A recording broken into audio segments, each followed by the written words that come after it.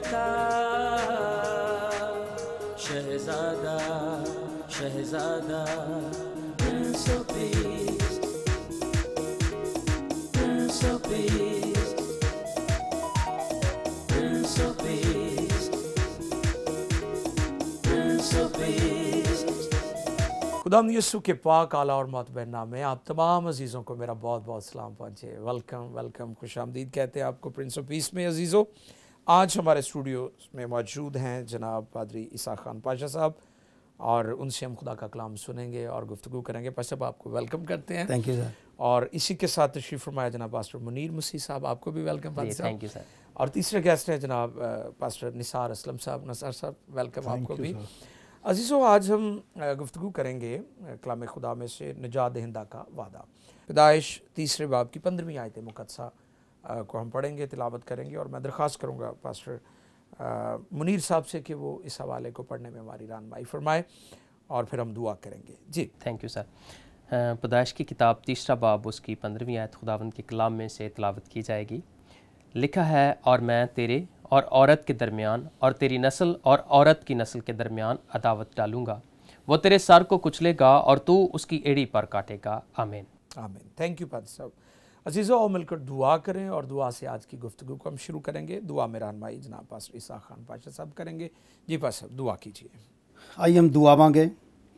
कादिर मुतलिक रहीम आसमानी बाप, तेरे बेटे यीशु के नाम में जो पूरी दुनिया का निजात देने वाला है, हम तेरा शुक्र अदा करते हैं आज के इस वक्त के लिए, PMI TV के लिए, कि खुदा पाक खुदा ने तेरे खुदाम को इस बात के लिए बुलाया ताकि हम तेरे कलाम मुक़द्दस की सच्चाइयों को एक दूसरे के साथ शेयर कर सकें, कलीसिया के साथ शेयर कर सकें, और जितने भी हाजरीन देख रहे हैं उनके लिए खुदा बाप ये कलाम आज का तेरे लोगों के लिए बायस से बरकत ठहरे।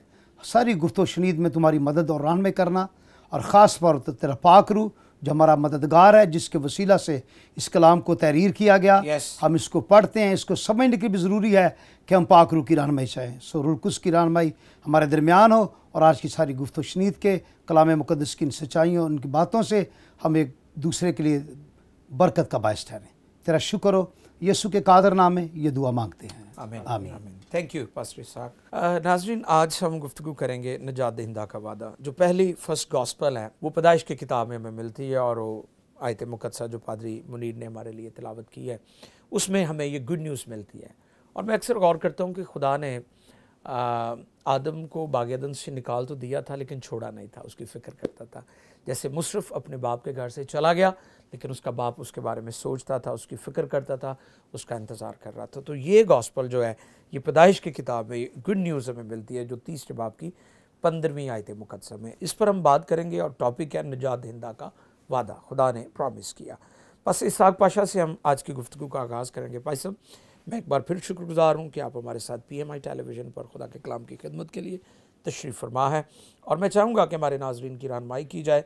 निजात दहिंदा का वादा आज का टॉपिक है। जी बहुत शुक्रिया फादर साहब, मैं शुक्रगुज़ार हूँ जी PMI TV का, आपकी मोहब्बत का। Always welcome. कि आप हमें दावत देते हैं, हम आ जाते हैं, ये आपका प्यार है।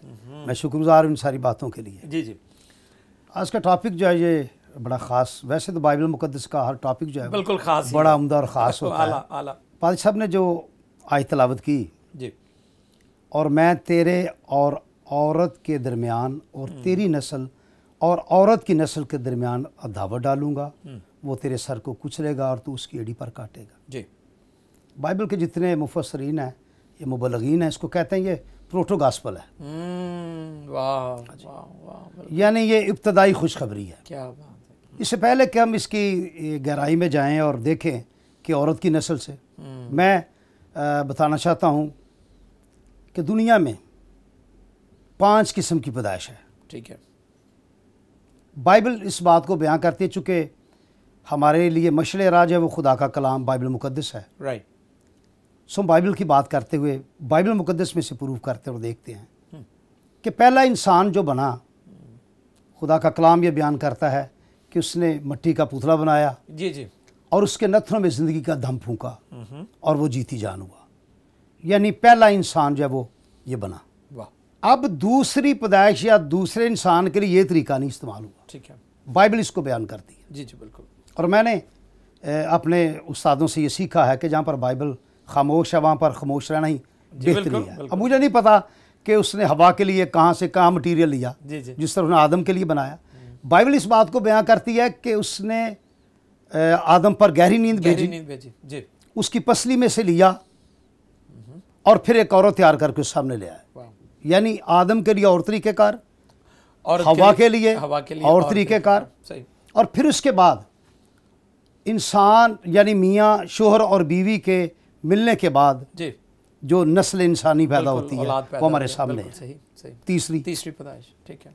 और चौथी पैदाइश जो है वो इंसान की सोच से हटकर, क्योंकि आज तक दुनिया में ऐसा है ही नहीं कोई जो बगैर बाप के पैदा हुआ। और हम देखते हैं कि फिर हम आएंगे इस टॉपिक है औरत की नस्ल, ठीक है। तीसरी पैदाइश है वो शोहर और बीवी के मलाप के साथ, जिस तरह मैं और आप या पूरी दुनिया पैदा होती है, यही तरीक़ेकार है। और फिर बड़ी ख़ास जो पैदाइश है वो है रूहानी तौर पर नए सिरे से पैदा, जिस पर सारे मसीही ईमानदारों का ईमान है, ये यकीन रखते हैं कि हमें नए सिरे से पैदा होना जो ज़रूरी है। हम खुदा का शुक्र अदा करते हैं कि हम खुदा का जो जिंदा कलाम है जिसे बाइबल कहते हैं हमारी ज़िंदगियों के लिए मशरे रहा, उसमें हमें हर चीज़ मिलती है। और फिर हम देखते हैं कि ये जो इब्तदाई गॉस्पल, जो प्रोटो गॉस्पल, इब्तदाई खुशखबरी जो है, बेशक आदम ने और हवा ने नाफरमानी की, खुदा नाराज़ हुआ, लेकिन तो भी नाफरमानी के सबब भी खुदा ने छोड़ा नहीं, बल्कि नजात दिंदा का वादा वहीं पर पूरा कर दिया था। ऐसे ही। और हम देखते हैं बाइबल मुकद्दस में से जब मुकद्दस मरियम के बारे में, और मुकद्दस मरियम के बारे में भी हम देखते हैं जब यूसाया नबी का सहीफ़ा पढ़ते हैं, मेरे साथ निकाले ज़रा यूसाया नबी का सहीफ़ा, उसका 7वां बाब और उसकी 14वीं आयत में लिखा है, लेकिन खुदावंद आप तुमको एक निशान बख्शेगा, देखो एक कंवारी हामला होगी और बेटा पैदा होगा और उसका नाम इमानुएल रखेगी। यानी यूसाया नबी यीशु मसीह नासी की पैदाइश से तकरीबन 750 साल पहले इस बात को बयां कर देते हैं। बिल्कुल। वाह। और हम फिर देखते हैं कि इस सारे पैसेज को जब हम गौर से देखते हैं, फिर मैं उसी आयत पर आऊँगा, और मैं तेरे और औरत के दरमियान और तेरी नस्ल औरत की नस्ल के दरमियान अदावत डालूंगा। अब हम देखते हैं दुनिया में जितनी भी पैदाइश है वल्दियत के बगैर कोई मुमकिन ही नहीं है। ऐसे ही। और जो मर्द का नाम जो है वो उससे ही चलती है, उसकी सारी नस्ल जो है। बिल्कुल। लेकिन हम यीशु के लिए देखते हैं कि मर्द का कोई ऐसा नहीं है, अमल दखली है, खुदा का पाक रूह।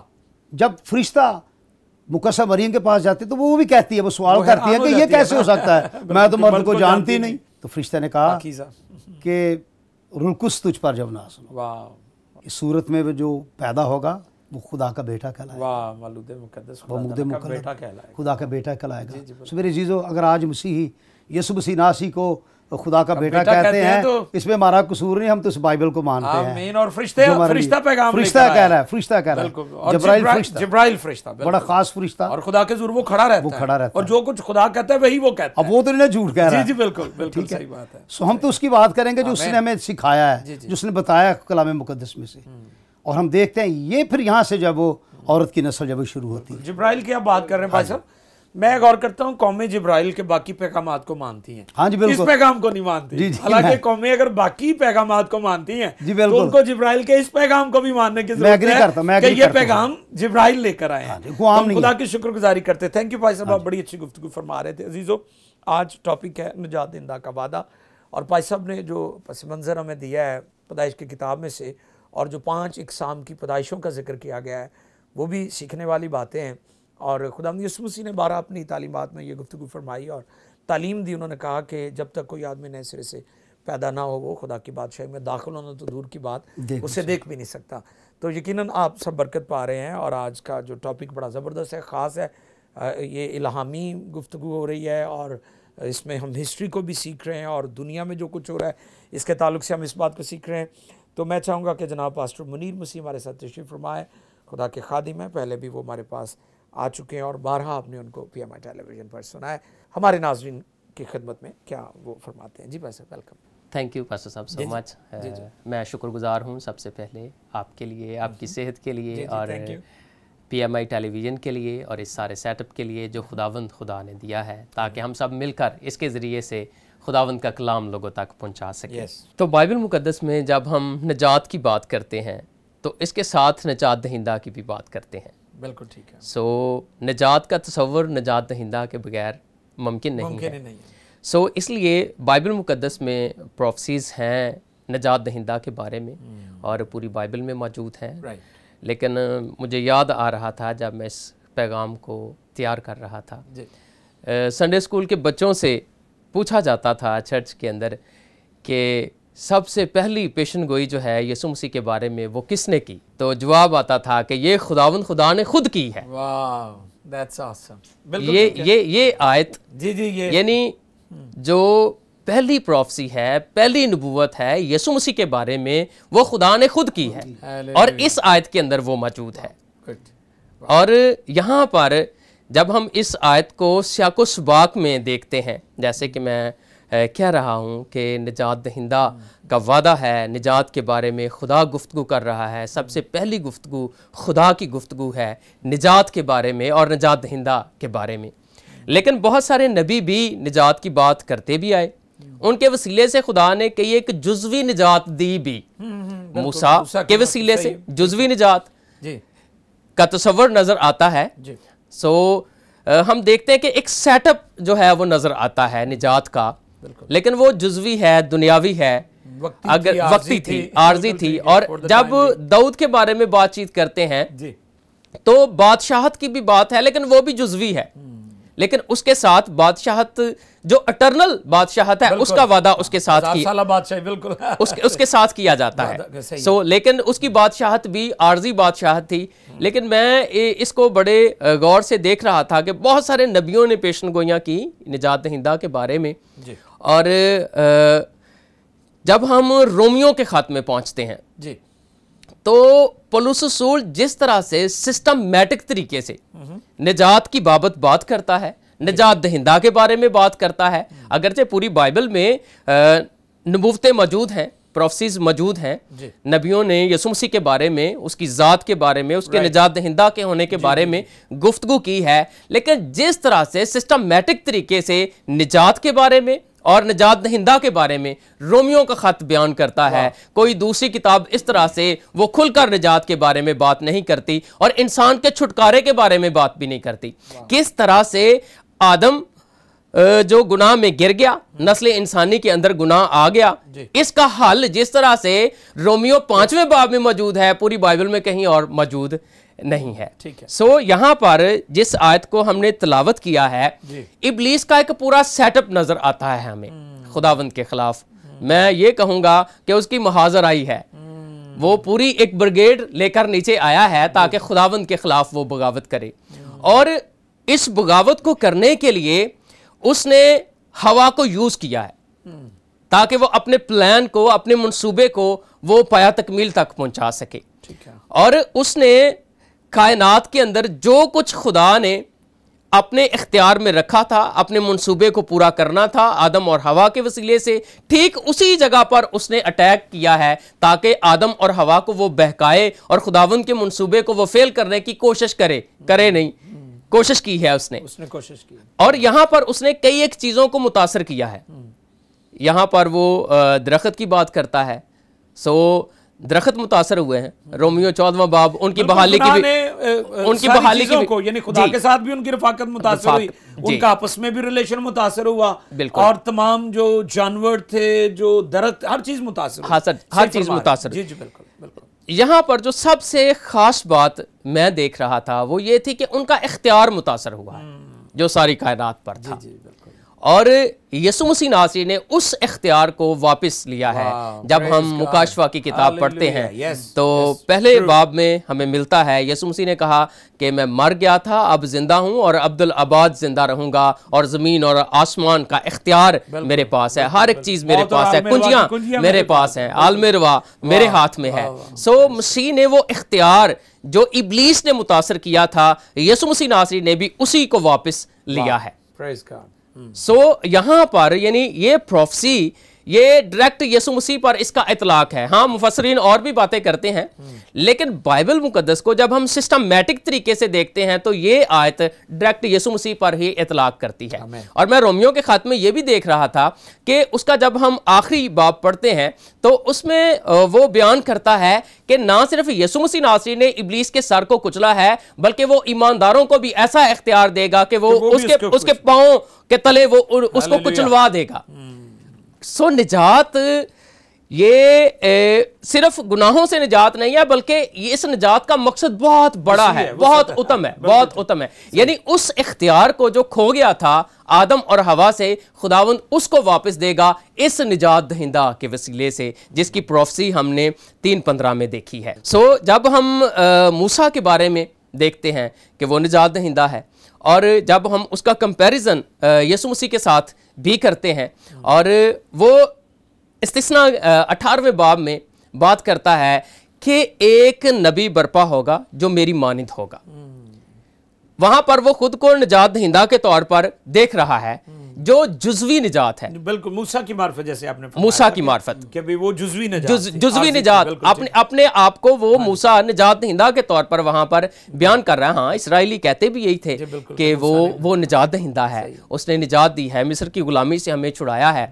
सो वहां पर जो कई एक मुफस्सरीन बात करते हैं कि वो कहता है कि एक नबी खुदा बर्पा करेगा, मेरी मानिंद होगा, मेरी तरह का होगा, मेरे जैसी खूबियां उसमें होंगी। सो वहां पर खुदावंद का वादा उसके साथ है शरीयत के वसीले से, ना सिर्फ मूसा के साथ बल्कि सारी बनी इस्राइल कौम के साथ। और कोहे सीना का वो वाकया जिसमें खुदावंद ने शरीयत दी, वो एक कैनन बना दिया गया बनी इस्राइल के लिए, वो पैमाना था उनके लिए।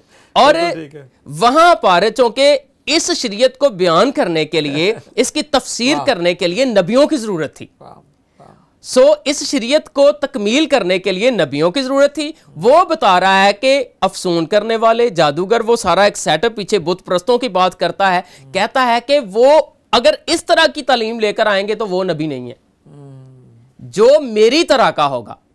और जिस तरह शरीयत मेरी जिंदगी में है, और जिस तरह से मौजज़ात मेरी जिंदगी में है, जिस तरह से खुदावंद मेरे वसीले से काम कर रहा है, वसीले से भी करेगा, उस नबी के वसीले से भी करेगा। मैं आपकी बात को बढ़ाता हूं भाई साहब, लिखा है कि शरीयत तो मूसा की मार्फत मिली, तो लेकिन फजल यीशु मसीह की मार्फत हम, यानी मूसा जो है वो शरीयत का नुमाइंदा था, और वो सारी शरीयत यीशु मसीह में पूरी हुई। हम शुक्रगुजारी करते इस बात के लिए। गुफ्तगू जारी रहेगी, आप बड़ी अच्छी गुफ्तगू कर रहे हैं अजीज़ों, हम शुक्रगुजार हैं।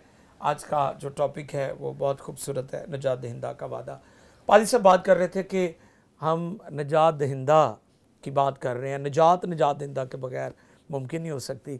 मैं अक्सर कौमों पर गौर करता हूँ, दुनिया पर गौर करता हूँ, दियान पर गौर करता हूँ। दुनिया कौमें निजात की गुफ्तगू करती हैं, निजात पाती नहीं हैं, क्योंकि उनके पास निजात दहिंदा नहीं है। इंजील की तालीमात, बाइबल मुक़द्दस की तालीमात ज़ाब्ता हयात भी और ज़ाब्ता निजात भी है। यीशु मसीह ने कहा इब्ने आदम खोए हुओं को ढूंढने और निजात देने आया। गुफ्तगू को आगे बढ़ाते हुए पास्टर निसार असलम साहब भी हमारे साथ हैं। जी वैसे वेलकम, आप क्या फरमाएंगे आज की? थैंक यू वेरी मच साहब। जी वेलकम। एक दफ़ा फिर बहुत ही शुक्रगुजारी करते हैं जी PMI TV के लिए, जिनकी बदौलत अंजील का पैगाम हर घर तक जा रहा है। शुक्र है। और आज की जो गुफ्तगू हो रही है पाजी साहब बड़ी ही शानदार है। जी बिल्कुल। पाजी साहब ने बहुत उम्दा अंदाज में 5 पैदाइशों का जिक्र किया। जी बिल्कुल। और फिर आखिर में बुजुर्ग मूसा की मानद के नबी की बात हो रही है, वो भी बड़ी अच्छी, बड़ी शानदार साहब ने क्लैरिफिकेशन की है, जो कि ये भी क्वेश्चन रहता है ना लोगों में कि वो कौन सा नबी है। तो हम शुक्रगुजारी करते हैं खुदा के खुदाम के लिए। तो निजात दहिंदा की बात हो रही है, तो मैं कुछ भी कहने से पहले मेरे अंदर ये बात अभी खुदा का रूह डाल रहा था कि निजात दहिंदा के बगैर निजात जब मुकम्मल ही नहीं है तो फिर निजात देने वाला कौन है? और यानी खुदा के अलावा तो कोई निजात दे नहीं सकता। ये जो पैदाइश औरत की नस्ल से हुई है, ये वन एंड ओनली है, ना इससे पहले ना इसके बाद ना कभी होगी, बेमिसाल है। तो हम शुक्रगुजारी करते हैं। अच्छा, अभी जो बात हो रही है, तो मैं ये सोच रहा था, जैसे यसाया नबी के सहीफ़े की बात की गई, तो यसाया नबी 6 बाब के अंदर भी कुछ बयान करता है, और उसने जो उजिया बादशाह के दौर में जब छठा बाब पढ़ते हैं ना, एक मंजर देखा, और वो मंजर रूह के अंदर उसने देखा। कहता मैं ऊपर आसमान पे गया, खुदा के जो उसने पोशाक पहनी है उससे वो सब कुछ मुनव्वर हो गया, और उनको देखते ही मैंने उनको ये कहते देखा, कदूस कदूस कदूस।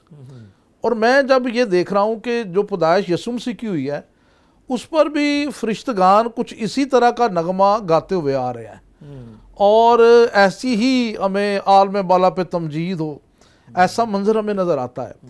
तो मेरे और आपके लिए, तमाम मसीहों के लिए ये बड़ी इनकरेजिंग बात है कि जिसे हम खुदावंद कहते हैं वो खुदावंद है। जैसे अगर एक कोई वज़ीर आज़म है, कोई सदर है, किसी भी मुल्क को वो प्रेजेंट कर रहा है, तो उसके साथ उसकी सिक्योरिटी उसके प्रोटोकॉल में चलती है। तो जब यीशु मसीह की पैदाइश हो रही है ना, तो जिस तरह खुदा का मंजर हमें वो यसाया बयान कर रहा है ना, मखलूकात मुतहर्रिक हैं, फरिश्ते आ रहे हैं, जा रहे हैं, वर्शिप कर रहे हैं। तो ये जो भी क्रिसमस का सीजन है ना, तो जब हम ये गाते हैं और बच्चे टैबलो करते हैं, वो फरिश्ता आया, फरिश्तों की ग्रोह आई, वो होशाना के नारे लगाते हुए आ रहे, तो क्यों ये सब कुछ मेंशन है? इसलिए कि जो नजात दहिंदा है वो खुदा ही है, खुदा के बगैर नजात का तसव्वुर ही नहीं है। गुनाह से कौन नजात दे सकता है? जिसके अंदर गुनाह ना हो। ये एक ही है जिसने कहा था, कौन है तुम में जो मुझ में गुनाह साबित करे, और उसकी वलादत होनी भी ऐसे चाहिए।